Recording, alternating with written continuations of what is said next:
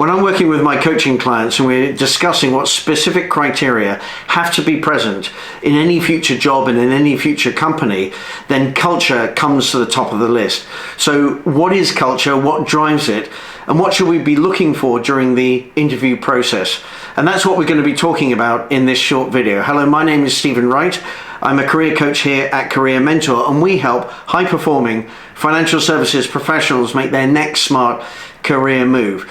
So I believe that a company's culture is really driven by the values that it holds dear. And this is not just the values that they have on their website or perhaps on their wall, but how they actually behave, how they actually live, how they conduct business, how they interact with each other, with their clients, and of course with their suppliers. So I think that the values that a company has are really important. And examples of values might be things like client focus or integrity, and things like accountability or respect for the individual. But beneath those values, we need to look a little bit deeper to understand exactly what we mean by the values. So for example, your interpretation of what has to happen in order for you to know that the firm is acting in an accountable way might be different from mine. So we need to have rules around that, and the way in which we elicit that rule for a value is asking the question, what has to happen in order to fulfill that particular value? A great example of this comes from this book. This is The Culture Code by Daniel Coyle. And in that book, he talks about the value of accountability. And this is where the US Navy SEALs will have, after any exercise or operation, they will sit down and they will have an after action review.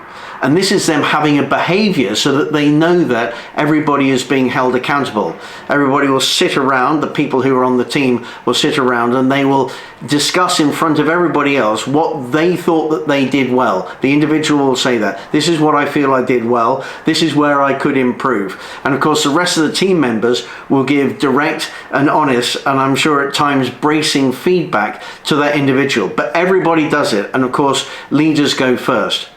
So in order for us to know that an organization is actually living those values and rules, then how does that happen? Well, it has to come from leadership.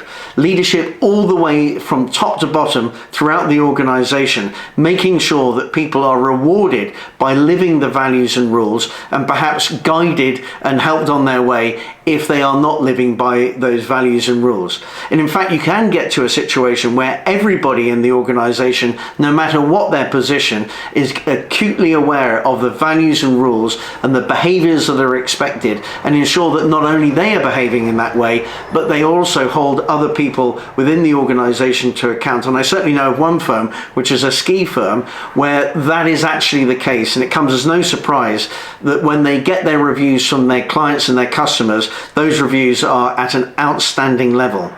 So when you're beginning to look at firms and trying to understand the culture of the organization, then really what we're looking for are three things to overlap neatly. The first thing that is to have a firm which really does understand and has well defined its values and the rules for those values. The second level is that you want to see that the actual behaviors, the way in which people really live in that organization, completely overlap and are aligned with the aspirational values at the first level. And of course the third level is that your values and your rules for your values are in alignment with all of those things that the firm has. So that when you go to a job interview, you're now in a position to ask questions about that culture in the organization. You can ask about their values and their rules and how they ensure that those rules and values are actually lived by. And then of course expect that the interviewers are going to be very interested in what your values around the workplace are, because of course they want to hire people who are aligned with the culture of their organization. So there you have it. I hope you found that useful. If you're watching this on LinkedIn, I'll be putting the blog that I wrote about this in the comments below, and please do hit the like button. It really does help with the algorithms. And of course, if you feel that I've missed anything, or if there's anything that you'd like to add, please do mention that in the comments. If you're watching this on our YouTube channel, then welcome to the channel. Please do hit the subscribe button. Please do like this if you feel it warrants it. And of course, wherever you're watching this, if you feel that this information would be useful for anybody that you know, please do feel free to share it. And thanks very much.